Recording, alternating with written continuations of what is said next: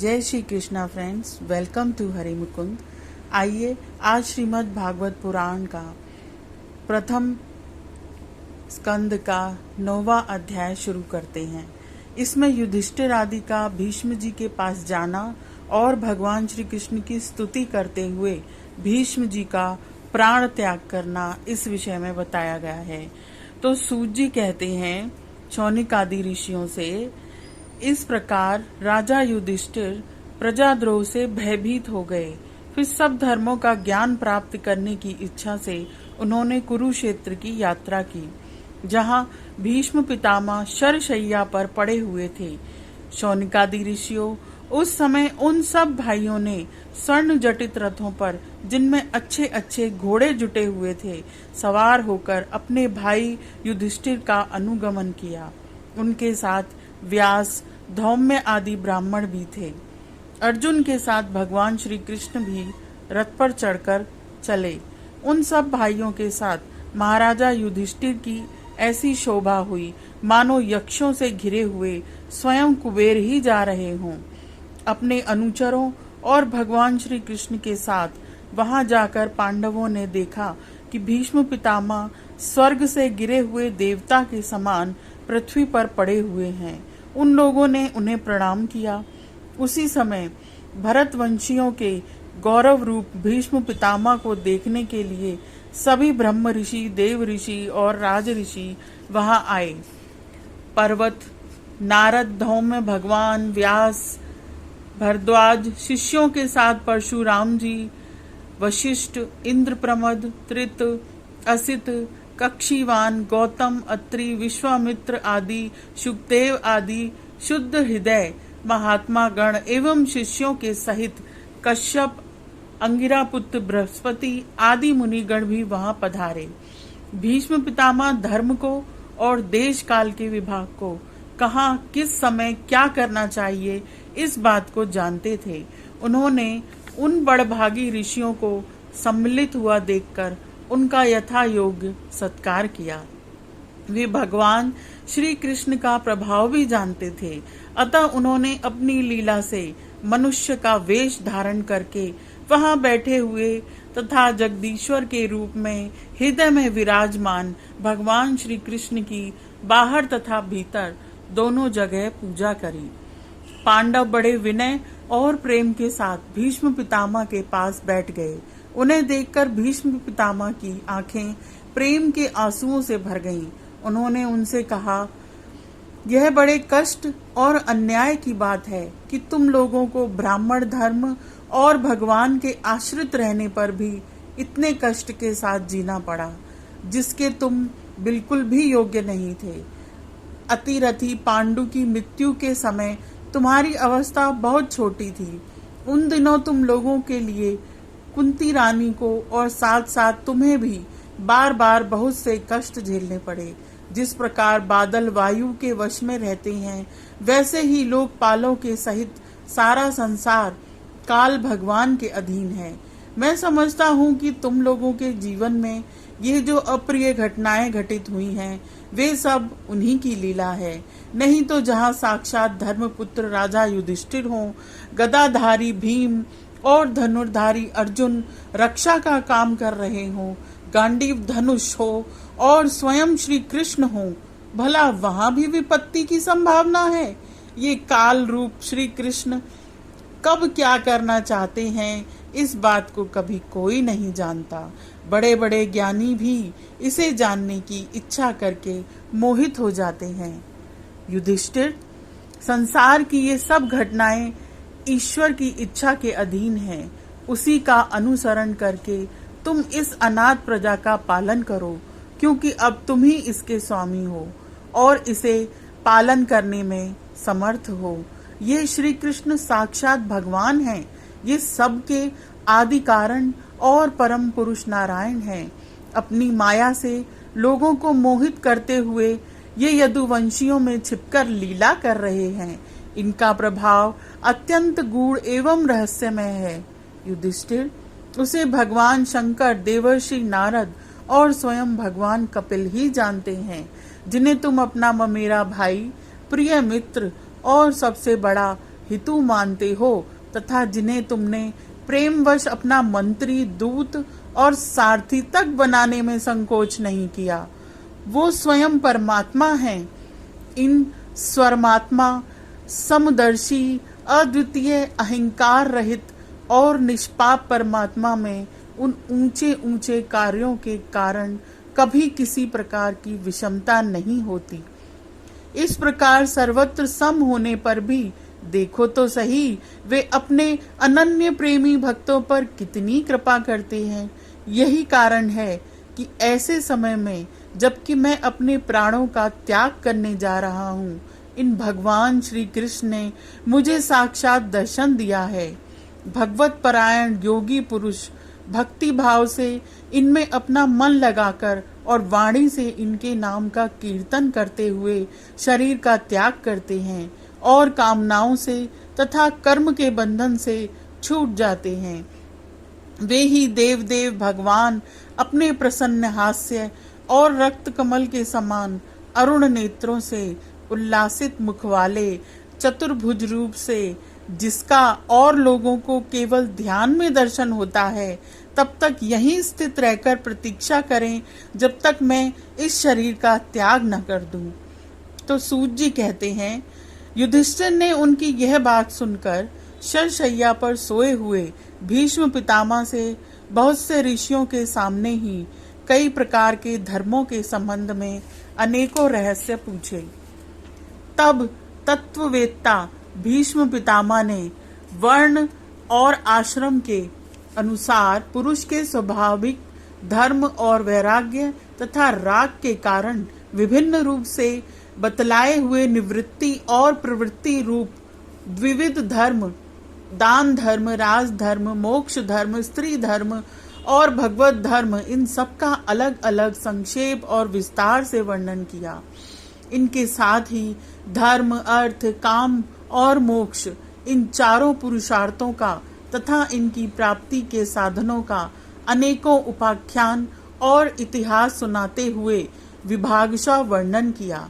भीष्म पितामह इस प्रकार धर्म का प्रवचन कर ही रहे थे कि वह उत्तरायण का समय आ पहुंचा, जिसे मृत्यु को अपने अधीन रखने वाले भगवत परायण योगी लोग चाहा करते हैं। उस समय हजारों रथियों के नेता भीष्म पितामह ने वाणी का संयम करके मन को सब ओर से हटाकर अपने सामने स्थित आदि पुरुष भगवान श्री कृष्ण में लगा दिया। भगवान श्री कृष्ण के सुंदर चतुर्भुज विग्रह पर उस समय पीतांबर फहरा रहा था। भीष्म जी की आंखें उसी पर एकटक लग गईं। उनको शास्त्रों की चोट से जो पीड़ा हो रही थी, वह तो भगवान के दर्शन मात्र से ही तुरंत दूर हो गई तथा भगवान की विशुद्ध धारणा से उनके जो कुछ अशुभ शेष थे, वे सभी नष्ट हो गए। अब शरीर छोड़ने के समय उन्होंने अपनी समस्त इंद्रियों के वृत्ति विलास को रोक दिया और बड़े प्रेम से भगवान की स्तुति करी। भीष्म जी ने कहा, अब मृत्यु के समय मैं अपनी यह बुद्धि, जो अनेक प्रकार के साधनों का अनुष्ठान करने से अत्यंत शुद्ध एवं कामना रहित हो गई है, यदुवंश शिरोमणि अनंत भगवान श्री कृष्ण के चरणों में समर्पित करता हूँ, जो सदा सर्वदा अपने आनंदमय स्वरूप में स्थित रहते हुए ही कभी विहार करने की, लीला करने की इच्छा से प्रकृति को स्वीकार कर लेते हैं, जिससे यह सृष्टि परंपरा चलती है, जिनका शरीर त्रिभुवन सुंदर एवं श्याम तमाल के समान सांवला है, जिस पर सूर्य रश्मियों के समान श्रेष्ठ पीतांबर लहराता रहता है और कमल सदृश मुख पर घुंघराली अलकें लटकती रहती हैं। उन अर्जुन सखा श्री कृष्ण में मेरी निष्कपट प्रीति हो। मुझे युद्ध के समय की उनकी वह विलक्षण छवि याद आती है। उनके मुख पर लहराते हुए घुंघराले बाल घोड़ों की टापों की धूल से मटमैले हो गए थे और पसीने की छोटी छोटी बूंदें शोभायमान हो रही थीं। मैं अपने तीखे बाणों से उनकी त्वचा को बींध रहा था। उन सुंदर कवच मंडित भगवान श्री कृष्ण के प्रति मेरा शरीर, अंतःकरण और आत्मा समर्पित हो जाए। अपने मित्र अर्जुन की बात सुनकर जो तुरंत ही पांडव सेना और कौरव सेना के बीच में अपना रथ ले आए और वहां स्थित होकर जिन्होंने अपनी दृष्टि से ही शत्रु पक्ष के सैनिकों की आयु छीन ली, उन पार्थ सखा भगवान श्री कृष्ण में मेरी परम प्रीति हो जाए। अर्जुन ने जब दूर से कौरवों की सेना के मुखिया हम लोगों को देखा, तब पाप समझकर वह अपने स्वजनों के वध से विमुख हो गया। उस समय जिन्होंने गीता के रूप में आत्मविद्या का उपदेश करके उसके सामयिक अज्ञान का नाश कर दिया, उन परम पुरुष भगवान श्री कृष्ण के चरणों में मेरी प्रीति बनी रहे। मैंने प्रतिज्ञा कर ली थी कि मैं श्री कृष्ण को शस्त्र ग्रहण कराकर छोड़ूंगा। उसे सत्य एवं ऊंची करने के लिए उन्होंने अपनी शस्त्र ग्रहण न करने की प्रतिज्ञा तोड़ दी। उस समय वे रथ से नीचे कूद पड़े और सिंह जैसे हाथी को मारने के लिए उस पर टूट पड़ता है, वैसे ही रथ का पहिया लेकर मुझ पर झपट पड़े। उस समय वे इतने वेग से दौड़े कि उनके कंधे का दुपट्टा गिर गया और पृथ्वी कांपने लगी। मुझ आताताई ने तीखे बाण मार मार कर उनके शरीर का कवच तोड़ डाला था, जिससे सारा शरीर लहूलुहान हो रहा था। अर्जुन के रोकने पर भी वे बलपूर्वक मुझे मारने के लिए मेरी ओर दौड़े आ रहे थे।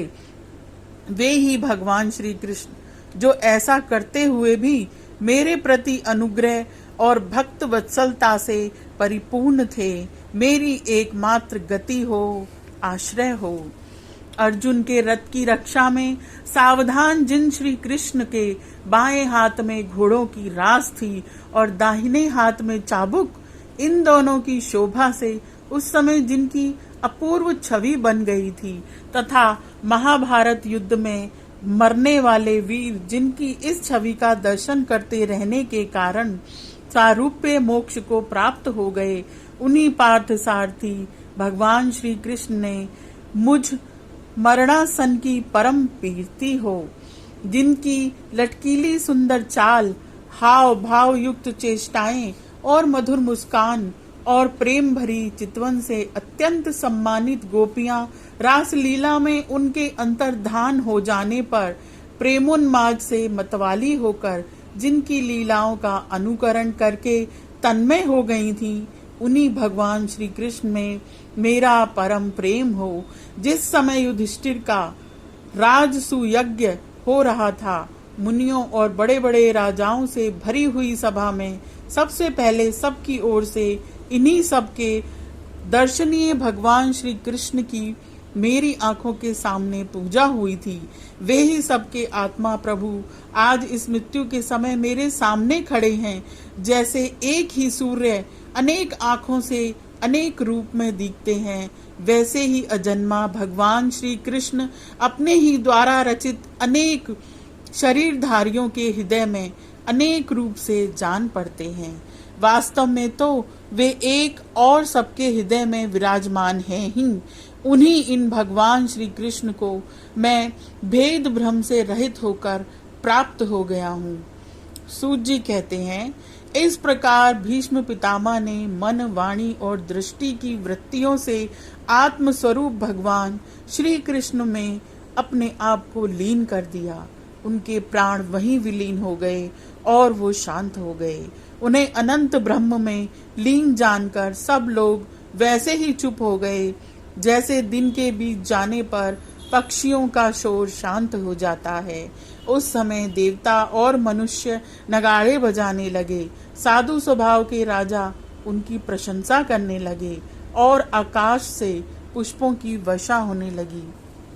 शौनक जी, युधिष्ठिर ने उनके मृत शरीर की अंत्येष्टि क्रिया कराई और कुछ समय के लिए वे शोक मग्न हो गए। उस समय मुनियों ने बड़े आनंद से भगवान श्री कृष्ण की उनके रहस्यमय नाम ले लेकर स्तुति करी। इसके पश्चात अपने हृदय को श्री कृष्णमय बनाकर वे अपने अपने आश्रमों को लौट गए। तदंतर भगवान श्री कृष्ण के साथ युधिष्ठिर हस्तिनापुर चले आए और उन्होंने वहां अपने चाचा धृतराष्ट्र और तपस्विनी गांधारी को ढाढ़स बंधाया। फिर धृतराष्ट्र की आज्ञा और भगवान श्री कृष्ण की अनुमति से समर्थ राजा युधिष्ठिर अपने वंश परंपरागत साम्राज्य का धर्म पूर्वक शासन करने लगे। तो यह अध्याय यहीं पर समाप्त होता है। आज के लिए इतना ही। Please like, share and subscribe my channel. Thank you.